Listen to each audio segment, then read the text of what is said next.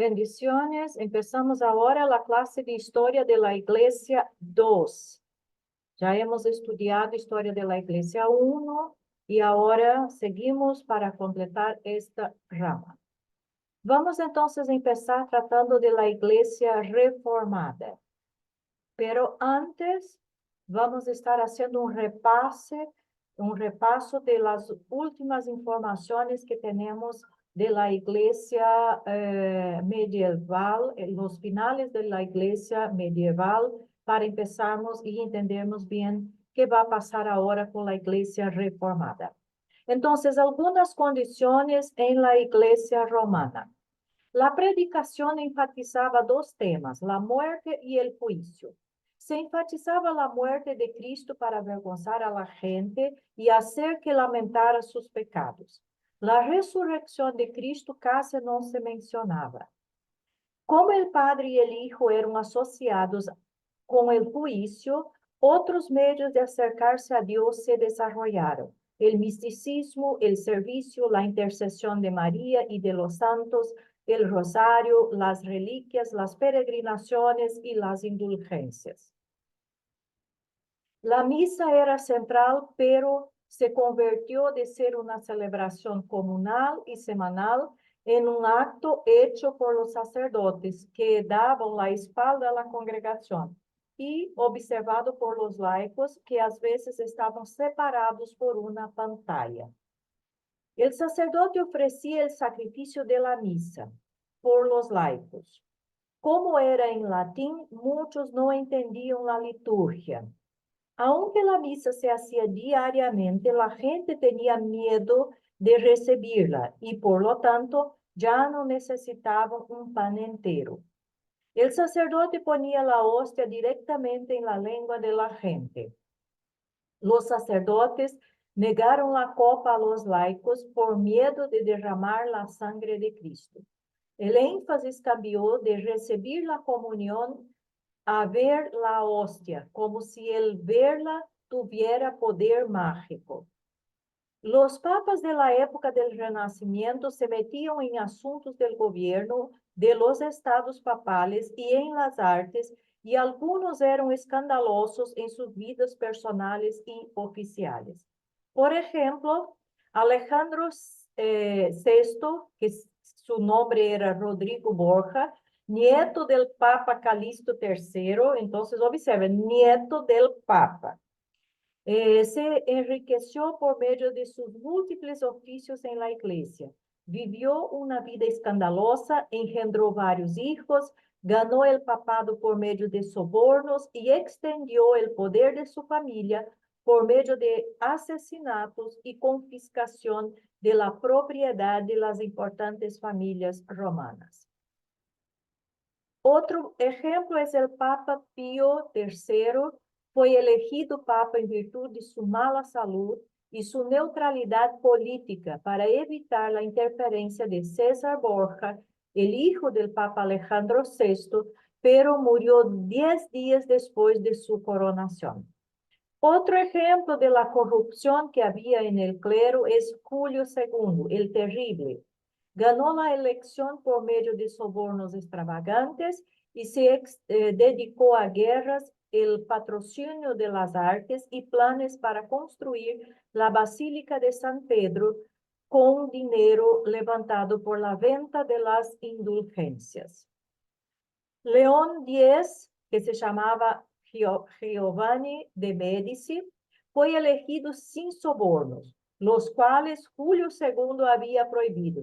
Mire qué contradicción. Él utilizó de este medio, el soborno, para ganar las elecciones y ganar el título de papa, de ser el papa.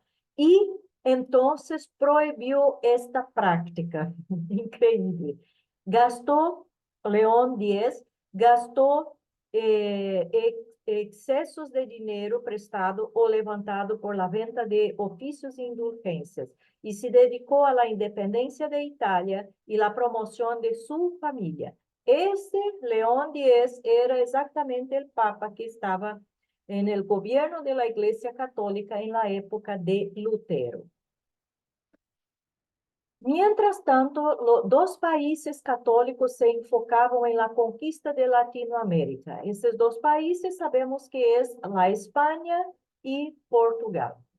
Algunas corrientes que condujeron a la reforma. Obviamente que la reforma no surgió, no nació así de la noche a la mañana.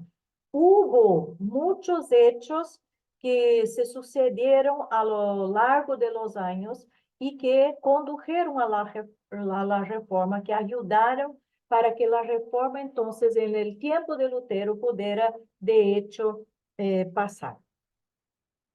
Francia se había aliado con el Imperio Otomano para aplicar un movimiento de pinza al emperador Carlos V. Carlos V aquí es del Sacro Imperio Romano o Santo Imperio Romano, del Imperio Carolingio, como la historia llama. Carlos V no podía presionar a sus vasallos en cuestiones religiosas porque dependía de su apoyo militar. No pudo forzar a Frederico de Sajonia, el sabio, a entregar Lutero cuando fue condenado. La invención de la imprenta en 1450 por Gutenberg permitió la publicación de la Biblia y escritos reformados. El Renacimiento estimuló la educación humanista que enfatizó el estudio de los libros clásicos en sus idiomas originales, sobre todo la Biblia. Entonces, estos dos puntos aquí ayudaron muchísimo para que la reforma de hecho pudiera pasar. La invención de la imprenta, que ayudó a que las Biblias y otros escritos pudieran se reproducir mucho más rápido y mucho más fácil, y llegar a mucho más gente, y también el Renacimiento que estimuló el estudio principalmente de los libros clásicos en sus idiomas originales, y eso ayudó mucho. El humanismo enfatizaba los textos originales y el pensamiento crítico. Erasmo de Rotterdam criticó la decadencia del clero italiano, promovió una reforma de morales y publicó el Nuevo Testamento en griego, el cual Lutero y Tyndale usaron para sus traducciones después al alemán y al inglés.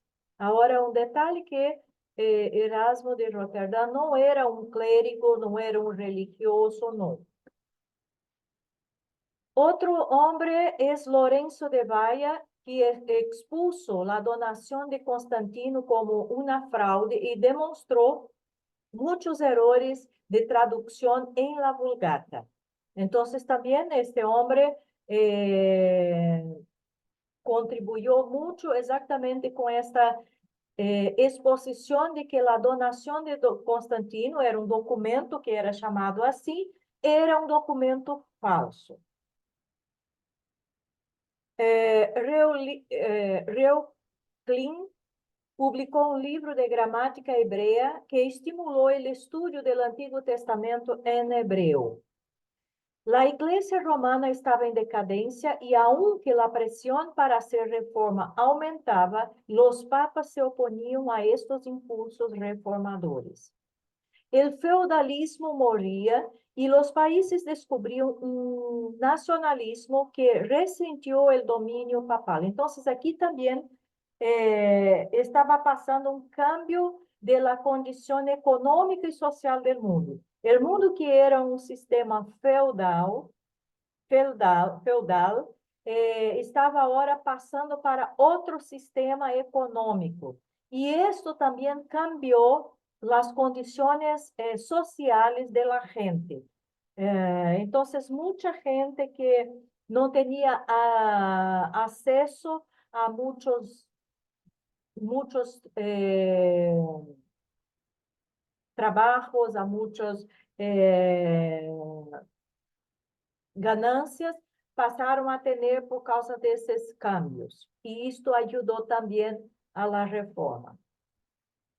Alguns precursores de la reforma. Antes de que la reforma de hecho pasara, algo que que empezó de forma muy clara y específica con Lutero, nosotros vamos a ver que antes de Lutero hubo muchos otros hombres que trataron de, no de hacer una reforma, pero sí de expresar su discordancia de las cosas erradas y de los errores que había en la iglesia. E incluso esses grupos, a Igreja Romana los chamou de iglesias dissidentes. Em verdade, se nos acordamos de la línea de la iglesia, y nos acordamos de que quien se desvió de la línea de la iglesia bíblica fue la iglesia romana. Entonces vemos que estas iglesias que por la iglesia romana son llamadas de disidentes, en verdad es la continuidad de la línea bíblica de la iglesia, que podemos decir de la iglesia de Cristo de hecho. Entonces, dentre estes precursores de la reforma, podemos mencionar a los valdenses, que seguiram a Pedro de Valdo, um próspero comerciante quien contratou a um sacerdote para que tradujera los evangelios e outros livros de la Bíblia em francês. Al leerlos, descubrió que la Biblia debe ser la única base de la fe, que Cristo es el único mediador entre Dios y los hombres y que Cristo había instituido solo 2 sacramentos. Vendió todos sus bienes y regaló la ganancia a los pobres en el año de 1170. Entonces, observe que estamos a más o casi 400 años, 4 siglos antes de la reforma de Lutero. Enfatizaban las prácticas de pobreza, la predicación laica y la lectura y interpretación laica de la Biblia. Fueron aceptados, pero después perseguidos y excomulgados. Por lo tanto, se organizaron fuera de la iglesia romana. Algunos valdenses se unieron primero con los husitas y después con los reformados, pero hay comunidades de valdenses que existen hasta la fecha. Otro nombre muy importante antes de la reforma fue Juan Wycliffe. Foi um erudito inglês que tradujo de la Vulgata mucho de la primera Biblia inglesa. Aceptó la Biblia como la norma de fe y a Cristo como la cabeza de la iglesia.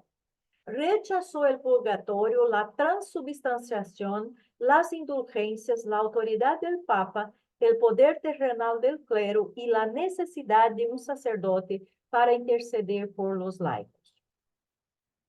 Fue condenado por el Papa, pero protegido por nobles ingleses que estaban en guerra con Francia. Sus seguidores organizaron sus propias comunidades en las cuales la predicación de la palabra era central. Otro nombre antes de la reforma fue Juan Hus, profesor de filosofía en Praga, promovió una reforma en Bohemia con ideas semejantes a las de Wycliffe. Su influencia era amplia y afectó a Lutero. Enfatizaba la piedad y la pureza personal, la Biblia como la autoridad, la predicación y Cristo como la cabeza de la iglesia. Criticaba la veneración de imágenes, las peregrinaciones supersticiosas, los milagros falsos, la corrupción del clero, la negación de la copa a los laicos y la venta de las indulgencias. Fue condenado como hereje en el Concilio de Constanza en 1415 y quemado vivo en la pira cuando el emperador lo traicionó después de prometerle protección. Su condenación provocó una guerra en Bohemia que duró 15 años. Hoy sus seguidores se llaman hermanos moravos. Otro prerreformista es Jerónimo Savonarola. Fue un predicador dominico que intentó hacer reformas en la iglesia y en el Estado. Denunció públicamente al Papa Alejandro VI por su mal gobierno, inmoralidad y malicia. La reforma que promovió fue más una reforma moral que teológica. Fue excomungado, arrestado, condenado por sedición y herejía, torturado, colgado y quemado. Veamos ahora vamos a partir específicamente a estudiar, de hecho, la Iglesia Reformada. Y vamos a empezar exactamente con el país a donde la reforma oficialmente tuvo inicio, que es la Alemania. Entonces, la reforma en Alemania. Para levantar fondos para la Basílica de San Pedro, el Papa León X autorizó la venta de indulgencias. Tomando mucho dinero prestado, Alberto de Magdeburgo compró los arzobispos de Mainz y Magdeburgo y otros obispados y permitió la venta de las indulgencias en su ciudad, unos 30 kilómetros de Wittenberg, que es la ciudad donde Lutero vivía, para pagar su deuda, dando la mitad al Papa. Entonces, el arreglo fue, ellos iban a permitir la venta de las indulgencias, mitad de la plata era para el Papa y la Iglesia y la otra mitad era para ellos para que pudieran pagar sus deudas.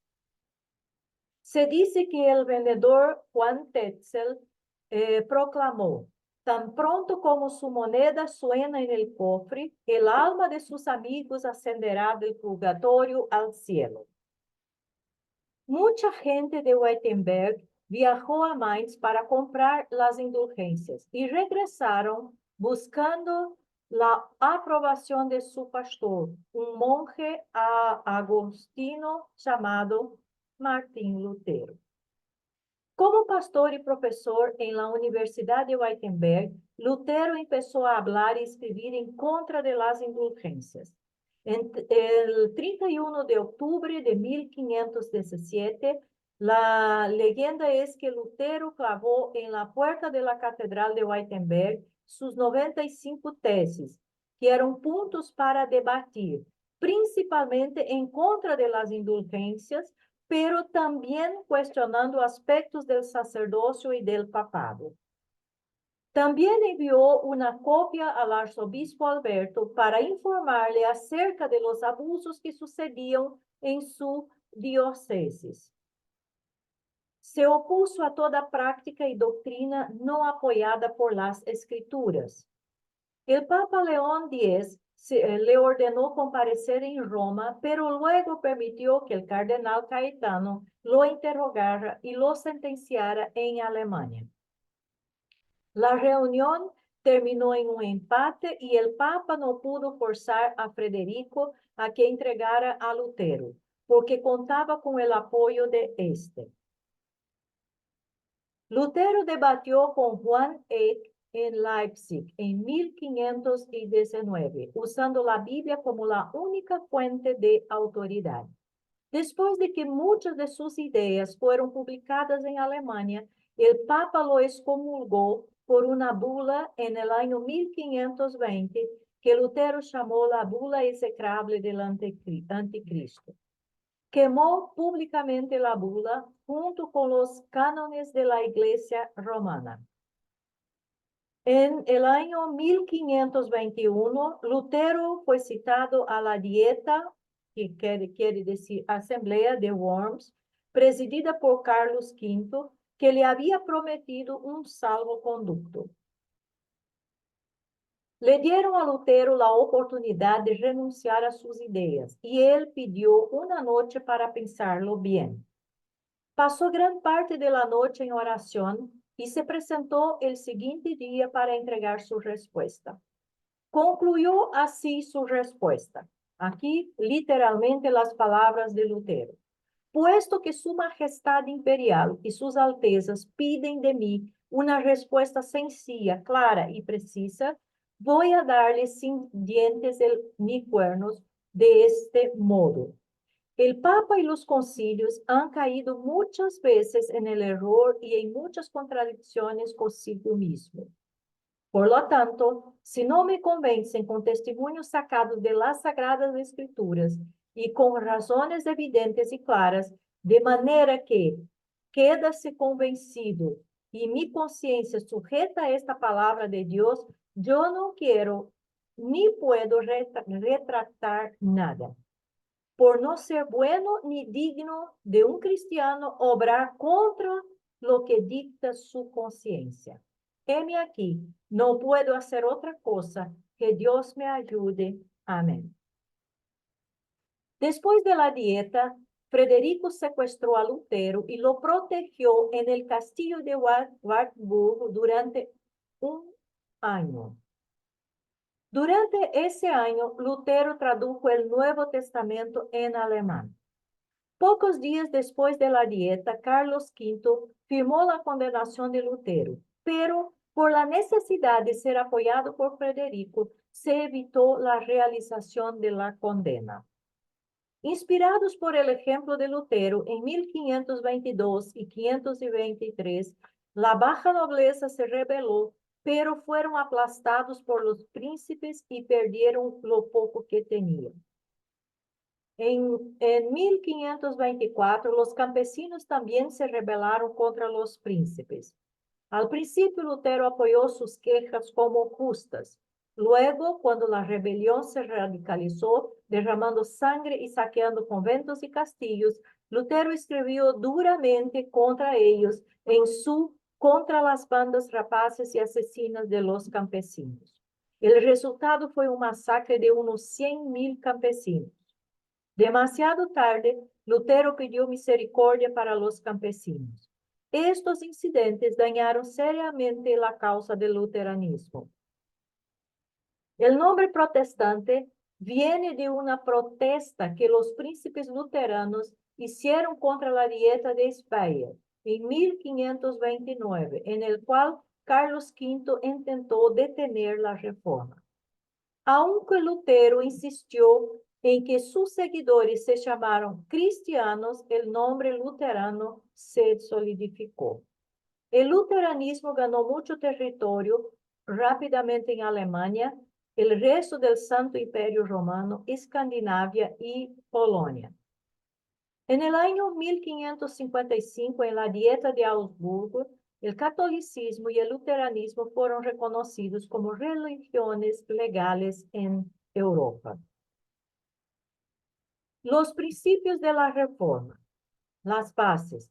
La reforma protestante tiene podemos decir, 5 columnas o 5 principios, 5 verdades, que son las bases de todo este movimiento de la iglesia cristiana y de la iglesia reformada. El primer principio es sola escritura. Significa que la Biblia es la única fuente autoritaria de la doctrina y la práctica. Segundo principio, sola gratia. Significa que la salvación es solo por la gracia de Dios. Sola fide significa que la justificación es solo por medio de la fe en Jesucristo. Cuarto, solos Christus. Significa que Cristo es el único mediador entre Dios y la humanidad.